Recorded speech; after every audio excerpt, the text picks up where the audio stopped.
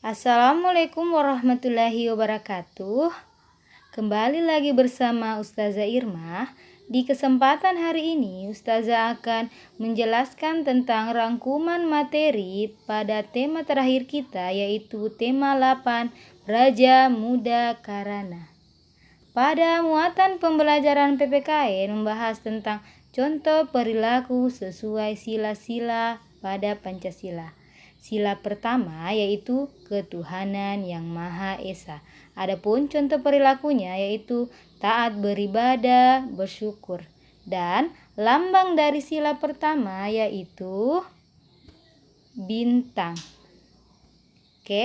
Pada sila kedua, kemanusiaan yang adil dan beradab. Contoh perilaku pada sila kedua ini yaitu membantu teman yang kesusahan, berbagi dengan semua teman. Dan lambang untuk sila kedua adalah rantai. Pada sila ketiga yaitu Persatuan Indonesia.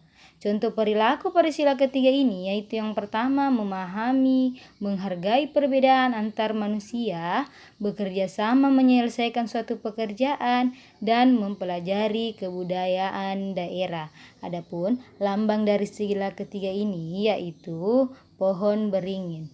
Sila keempat, kerakyatan yang dipimpin oleh hikmat kebijaksanaan dalam permusyawaratan perwakilan, yaitu contohnya bermusyawarah dalam menyelesaikan suatu masalah, menghargai pendapat teman. Adapun lambang dari sila keempat ini yaitu kepala banteng. Dan sila kelima yaitu keadilan sosial bagi seluruh rakyat Indonesia. Contoh perilakunya, yang pertama, suka bekerja keras. Yang kedua, berlaku adil terhadap sesama. Dan yang ketiga, melaksanakan hak dan kewajiban. Lambang dari sila kelima ini yaitu padi dan kapas. Selanjutnya tentang semboyan negara Indonesia.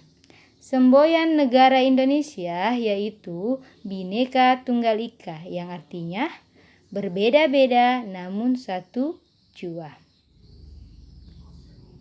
Pada muatan pembelajaran bahasa Indonesia tentang atribut pramuka siaga, perhatikan gambar. Di sini ada atribut pramuka siaga yang digunakan putri yaitu Siti, dan ada atribut pramuka siaga putra yang digunakan oleh Udin. Kita perhatikan baik-baik. Kita lihat dari kedua atribut ini yang ada perbedaannya yaitu pada tanda tutup kepala, tanda pandu dunia, dan tanda pelantikan. Kita lihat di mana letak perbedaannya. Perbedaan atribut pramuka putra dan putri siaga.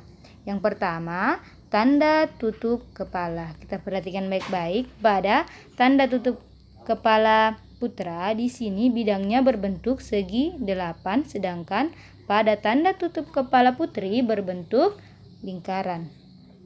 Tanda pandu dunia, perhatikan, untuk putra berbentuk persegi dan untuk putri berbentuk lingkaran. Sedangkan tanda pelantikan, perhatikan di sini untuk tanda pelantikan putra berbentuk belah ketupat, sedangkan pada tanda pelantikan putri berbentuk lingkaran. Dan kita lihat di sini untuk bidang-bidang pada tanda tutup kepala, tanda pandu dunia, dan tanda pelantikan putri tetap bidangnya berbentuk lingkaran, sedangkan untuk putra setiap tanda berbeda-beda bentuk bidangnya. Selanjutnya materi tentang rambu lalu lintas ya. Di sini perhatikan, yang pertama adalah larangan berhenti. Perhatikan ini gambarnya, ada jalan licin, pom bensin, larangan belok kiri, lihat panahnya dia mengarah ke kiri. Selanjutnya larangan belok ke kanan, panahnya mengarah ke kanan, dan hati-hati.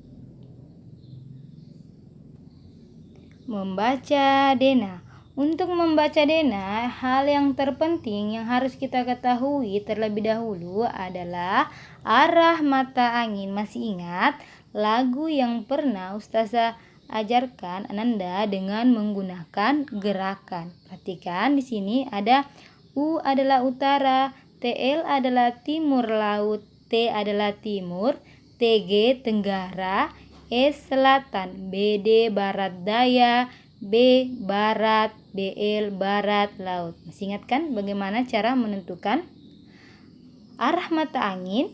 Dan masih ingat ketika Ananda mempraktikkan dengan lagu arah mata angin tersebut.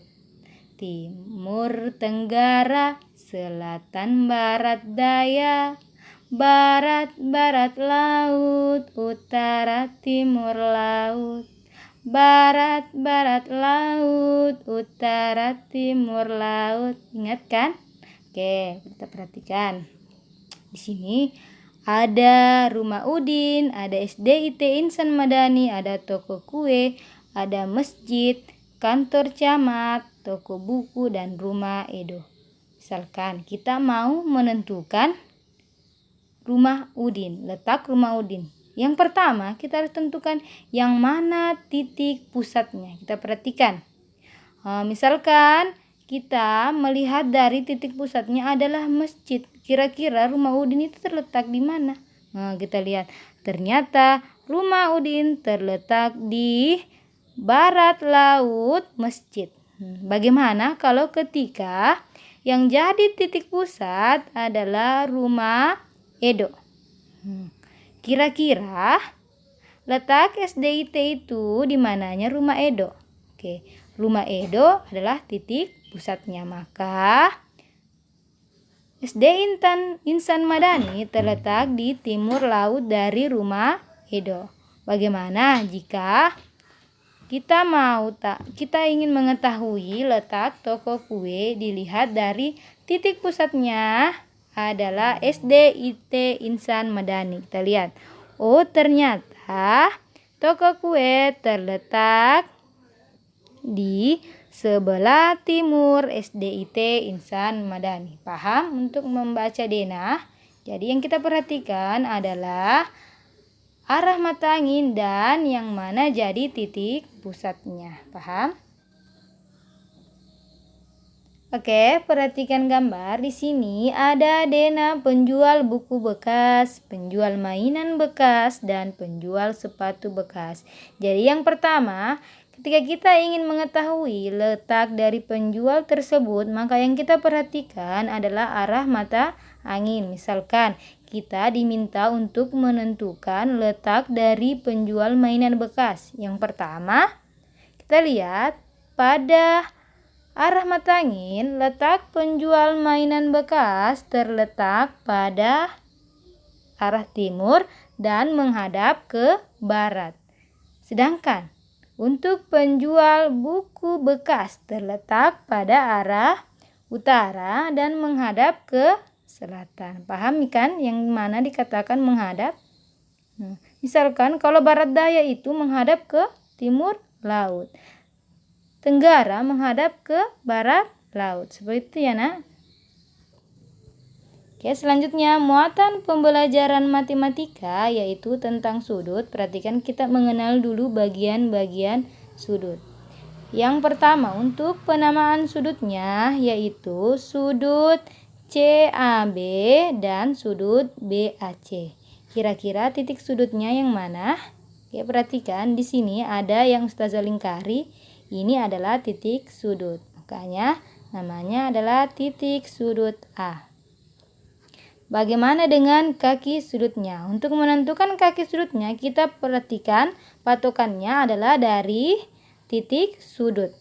Maka kaki sudutnya yaitu yang pertama adalah AB dan AC. Jadi ada dua kaki sudutnya yaitu AB dan AC. Macam-macam sudut. Di video Ustazah sebelumnya, Ustazah telah menjelaskan tentang macam-macam sudut. Di sini Ustazah akan mengingatkan Ananda lagi tentang macam-macam sudut. Ada 4 macam-macam sudut yang Ustazah telah ajarkan. Yang pertama, sudut lancip di mana besar sudutnya lebih kecil dari 90 derajat. Yang kedua, ada sudut siku-siku besar sudutnya adalah 90 derajat. Ada sudut tumpul. Di sini besar sudut tumpul adalah lebih besar dari 90 derajat dan ada sudut lurus. Besar sudutnya adalah 180 derajat. Perhatikan, sini Ustazah akan menjelaskan contoh benda-benda di sekitar kita yang membentuk sudut. Perhatikan.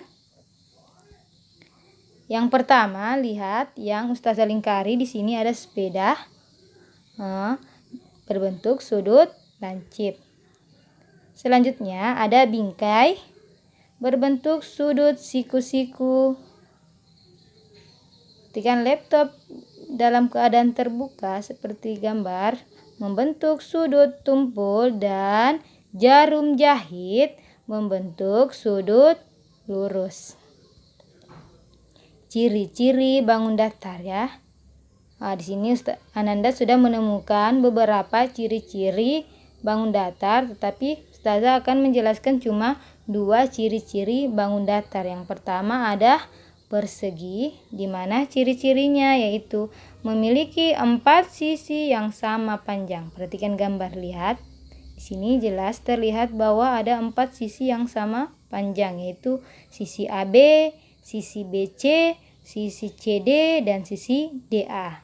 Memiliki 4 sudut yang sama besar, yaitu sudut A, sudut B, sudut C, dan sudut D.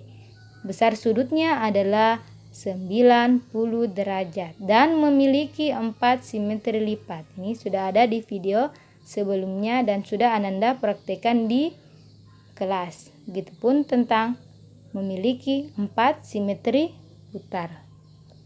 Bagaimana dengan persegi panjang? Kita perhatikan ciri-ciri persegi panjang. Untuk ciri-ciri persegi panjang, sisi-sisi yang berhadapan sama panjang dan sejajar. Kita perhatikan yang mana dimaksud.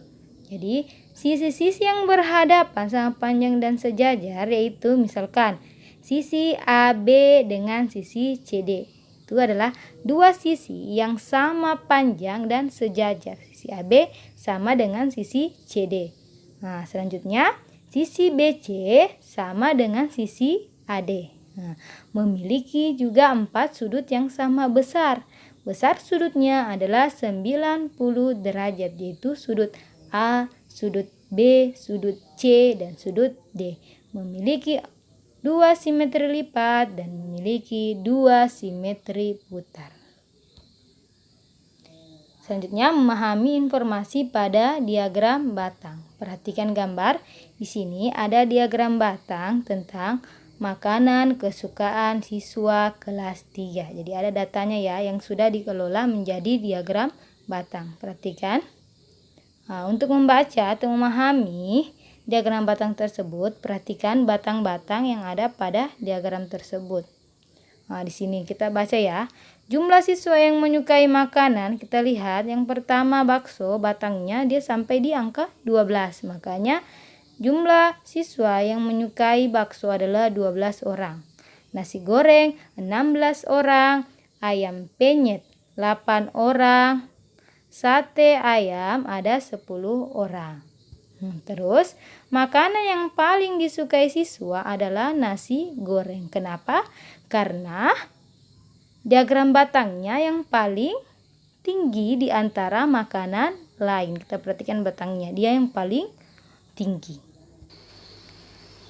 Misalkan, timbul pertanyaan, berapa jumlah semua siswa yang menyukai bakso dan sate ayam?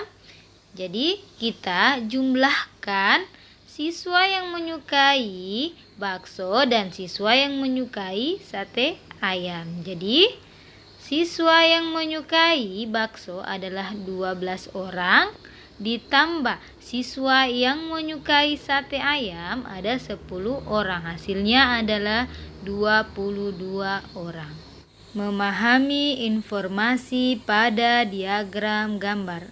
Ini seperti halnya dengan diagram batang. Kita harus pintar membaca informasi pada diagram tersebut. Misalkan contohnya seperti ini. Ada diagram gambar tentang buku yang dibaca oleh siswa. Misalkan timbul pertanyaan, berapa banyak buku pengetahuan yang dibaca siswa? Maka untuk memahami informasi pada diagram gambar tersebut, yang pertama kita perhatikan bagian keterangannya. Jadi kita lihat pada keterangan tersebut bahwa satu gambar buku mewakili 10 buku. Jadi ingat, satu gambar buku mewakili 10 buku. Kita lihat yang pertama, pada buku pengetahuan Ustazah memberikan kotak berwarna kuning, artinya bahwa ini jumlahnya adalah 10 buku. Selanjutnya ditambah dengan kotak yang berwarna merah adalah 10 buku. Ditambah kotak yang berwarna hijau 10 buku. Hasilnya adalah 30 buku. Atau lebih mudahnya kita pakai perkalian, karena perkalian adalah penjumlahan berulang. Di sini sama-sama angkanya 10. Kita lihat ada berapa jumlah gambar buku. Lihat sini. Buku pengetahuan sama dengan 3 gambar buku dikali 10 sama dengan 30 buku, karena setiap satu gambar buku mewakili 10 buku. Maka karena 3, jadi kita kalikan 3 dikali 10 sama dengan 30 buku. Muatan pembelajaran SBDP. Muatan pembelajaran SBDP yaitu tentang pola irama. Pola irama adalah panjang pendeknya suatu lagu. Untuk menentukan pola sama atau berbeda dengan memperhatikan not angka pada lagu tersebut. Oke. Misalkan ada lagu Balonku Ada 5 yang dilengkapi dengan not angka. Perhatikan di sini kita akan menentukan apakah pola irama tersebut sama atau berbeda. Perhatikan kotak yang pertama, yaitu kotak berwarna merah. Kita perhatikan kira-kira pola irama tersebut sama atau berbeda. Kita lihat. Yang pertama kita lihat not angkanya. Ternyata kotak berwarna merah pola iramanya itu sama. Dan bagaimana dengan kotak yang berwarna hijau? Pada baris ketiga dan baris keempat. Kita lihat not angkanya, dan ternyata pola irama pada kotak berwarna hijau memiliki pola irama yang berbeda. Unsur-unsur karya dekoratif. Perhatikan gambar. Ingat, pada video sebelumnya Ustazah sudah menjelaskan tentang unsur-unsur karya dekoratif. Ada garis, ada bidang, ada titik, ada warna. Oke, kita perhatikan gambarnya di sini. Kita ingin menentukan unsur karya dekoratif dari garis dan bidang. Perhatikan. Untuk garisnya di sini ada garis bergelombang. Sedangkan untuk unsur bidangnya ada persegi panjang, persegi, dan lingkaran. Dinamika tari. Masih ingat tari tempurung yang pernah Ustazah ajarkan? Bahkan Ustazah sudah memperlihatkan video-video tentang tari tempurung tersebut. Oke. Tari tempurung adalah tari tradisional yang berasal dari Indonesia dan dipopulerkan oleh masyarakat Sumatera Barat. Masih ingat alat yang digunakan dan cara melakukan tari tempurung? Ingat atau lupa? Oke. Untuk mengingatkan Ananda, mari kita simak video tari tempurung yang ditarikan oleh salah satu barung dari sekolah lain. Perhatikan baik-baik ya.